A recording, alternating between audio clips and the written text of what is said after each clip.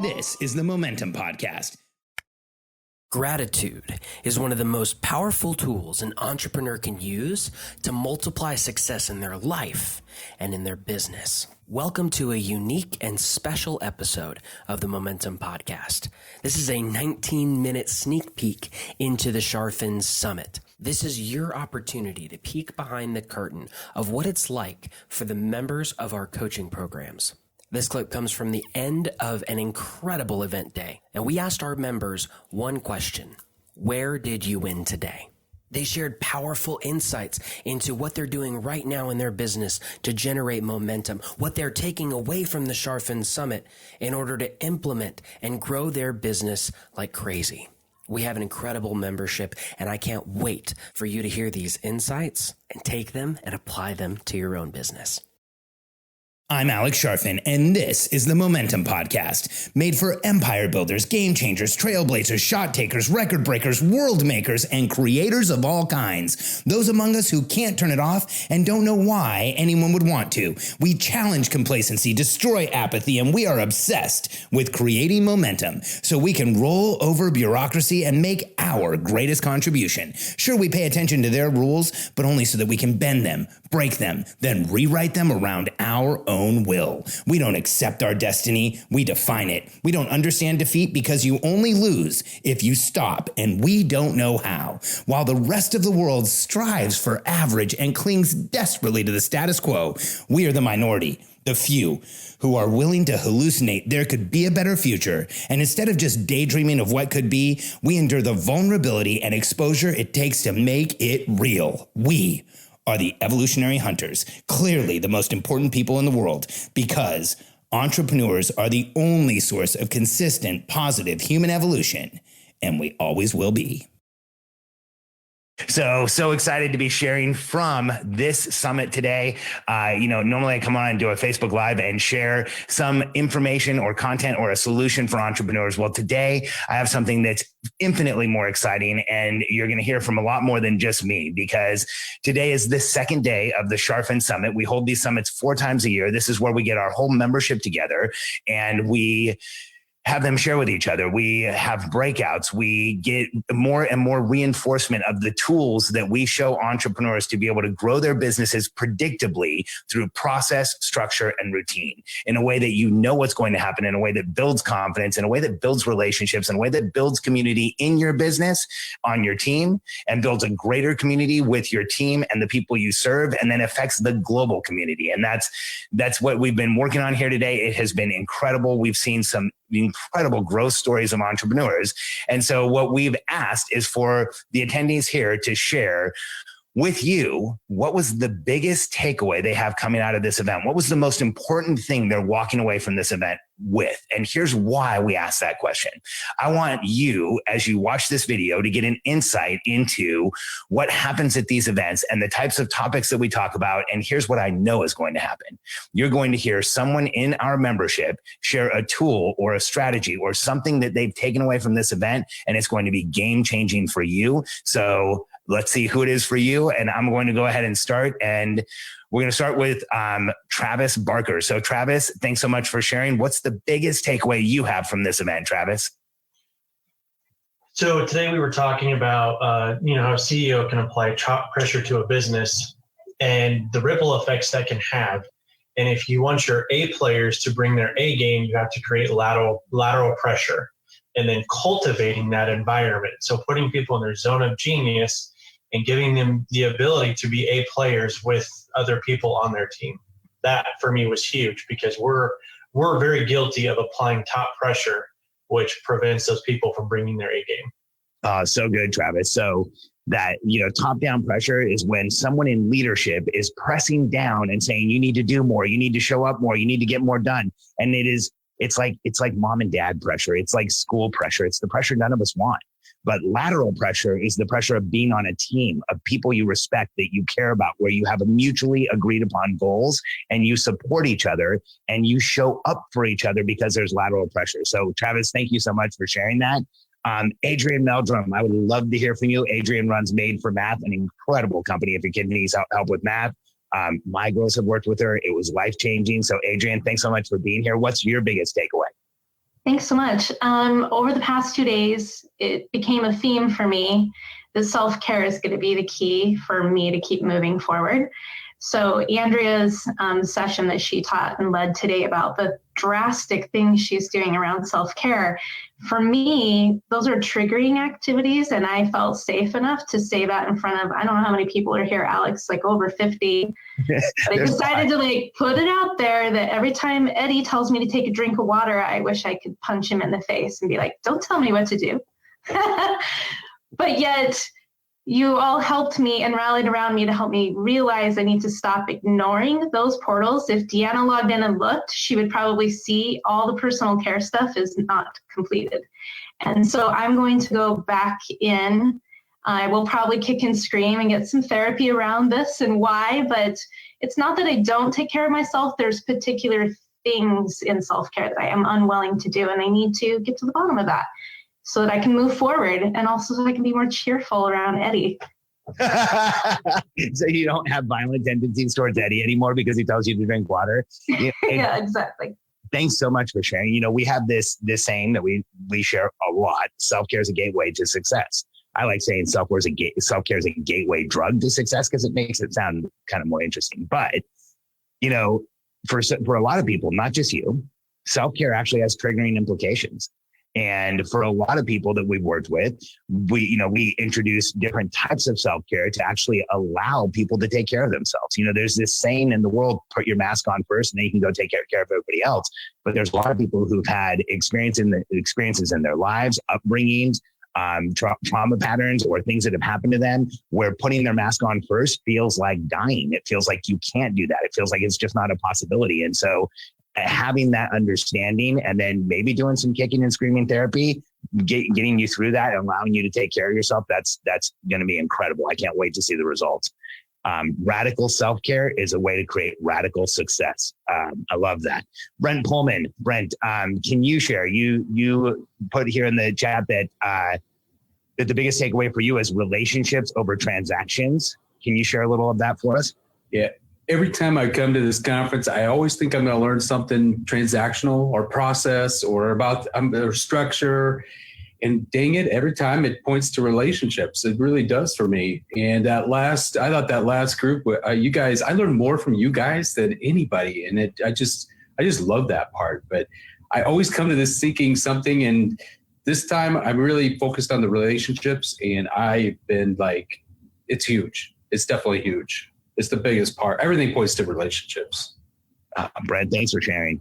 And just so everyone has context, Brent runs the largest organization in our membership today. It's around 50,300,000 people. And in the past year has tripled the profitability of a 45-year-old company. And when you look at how that's happening, it's relationships. It's like the reinforcement of and the building of relationships at that level.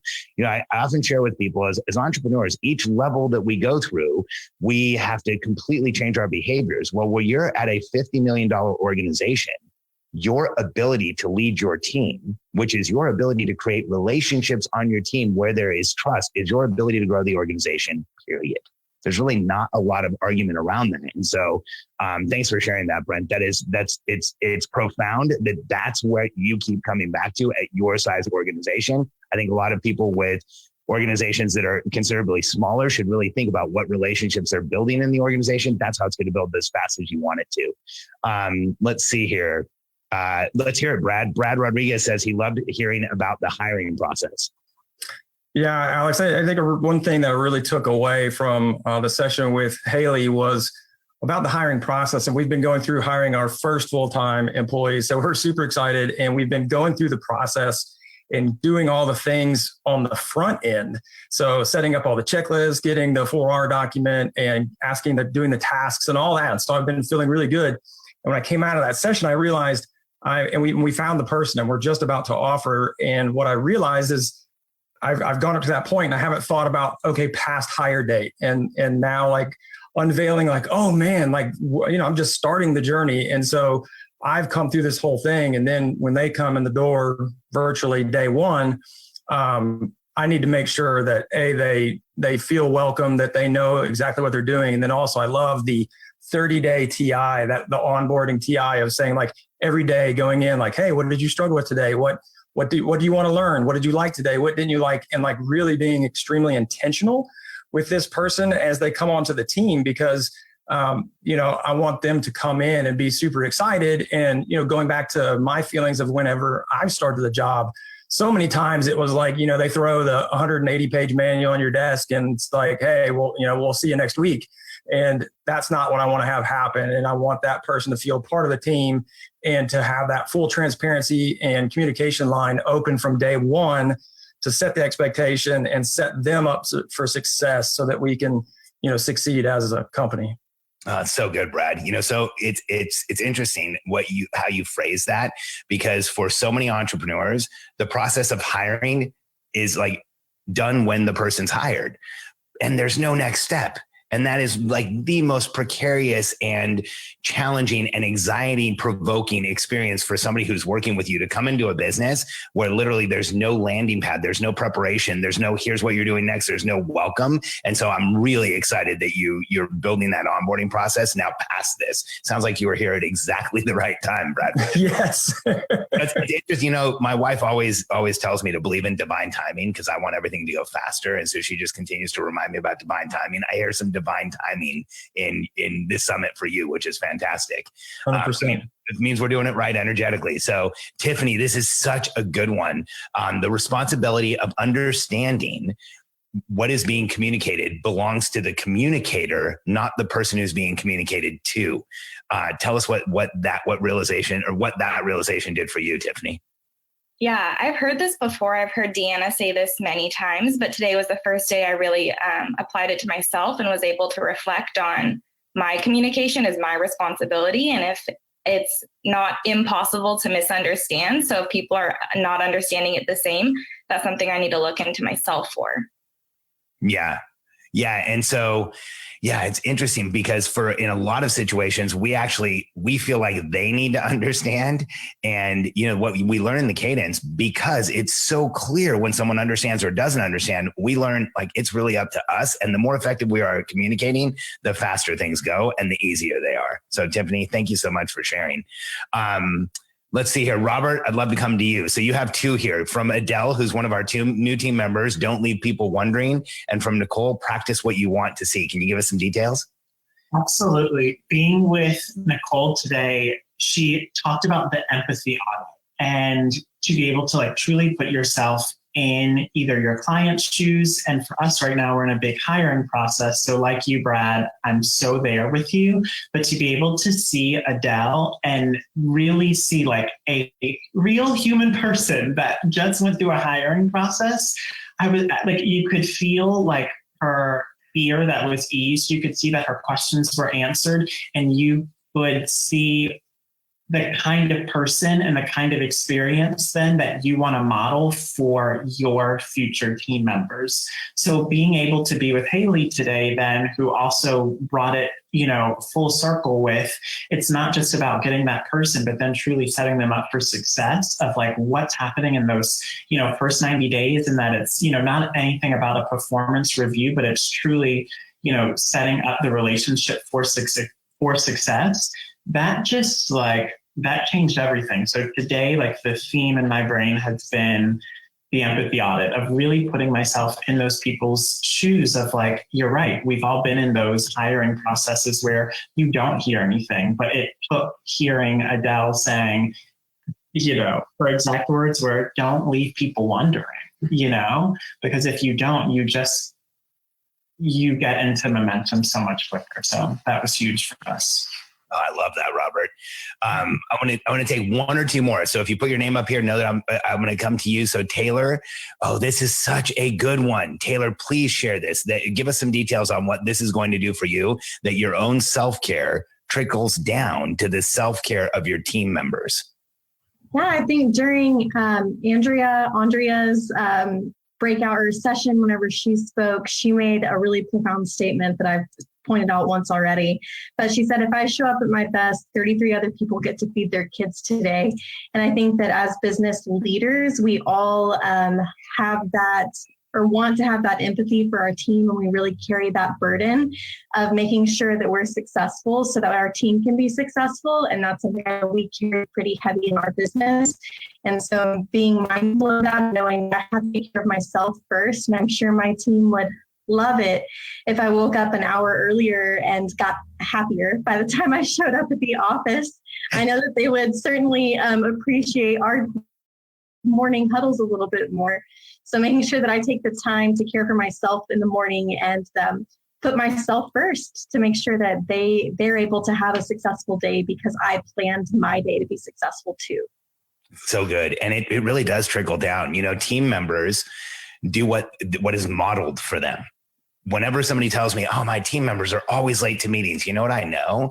It's highly likely that they're always late to meetings because they're getting what they model. And so if you model self-care and you encourage your team to take care of themselves, you're going to have a team that shows up and they're happy, and you're all happier when there's some endorphins in the party and, some of the happy chemicals rather than all adrenaline and the things that we don't want to have when we're working with a team. So, Andrea, do you want to share the new term that you have up here? Yeah. So Adrienne just said, what did she say? Drastic self-care, which I think is an interesting perspective, because I really have found the more I care for myself and the more I make sure that my needs are met and I'm grounded when I show up at work, and that I'm taking care of making sure that I'm okay, then everyone else around me tends to be okay. But drastic self-care is a great way to say it. We're going to incorporate that into our new term. And I think another thing that I learned today from everybody was just listening to, don't try to do everything all at once. Like Amanda said, just to incorporate a little bit at a time. And in my about 14 months in the program, I remember feeling overwhelmed 14 months ago thinking, wow, how does growth happen that fast? How does some company move that fast? How are we going to move that fast? I'm going to try to do it all at once. And when I walked away, knowing that if we just did what we agreed to every quarter and implemented it every month and made sure every week we did what we said we would, all of a sudden a year's gone by and the numbers are really remarkable, which I shared my numbers today, Alex, but they didn't happen all at once. And we didn't even try to do it all at once. We just picked one little thing after every summit and implemented it. We've all had a conversation today about what we'll implement after this one. And it's just one or two. It's not like a whole bunch. It's not overwhelming. That's what I like about your program, is it doesn't have to be all at once and overwhelming, and yet it creates some pretty awesome momentum. Can you share, just because you shared it earlier, either of the metrics on how much your team has grown? So our team has grown by, we started with 17 people a year ago. We're at 33 now. We've also grown, every one of our membership programs has grown that we operate. Our churn rates are down on every membership program that we operate. Our revenue is about a little bit more than double. And then some of the fun metrics are too, that we have like 7 people on our team that have bought houses. We've had 5 that have actually relocated to where I am, which is in Calgary, just to work with us. We have no churn rate on the team. Like, we're hiring and people don't quit. So that's really nice. And then also getting really clear on using your system. We've been able to bring like our cost per lead down from around $7 to $2.75 on multiple of our brands. So huge. Gosh, thanks for sharing, Andrea.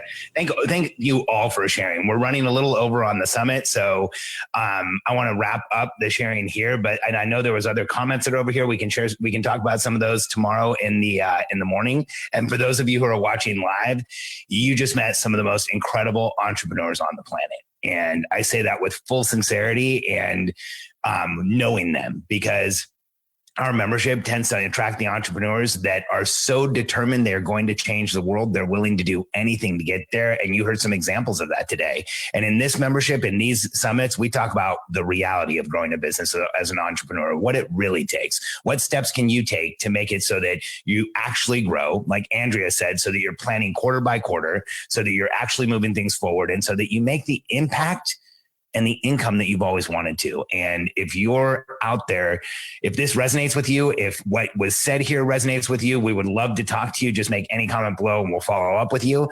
And thanks for watching the live, and thanks for being here supporting us.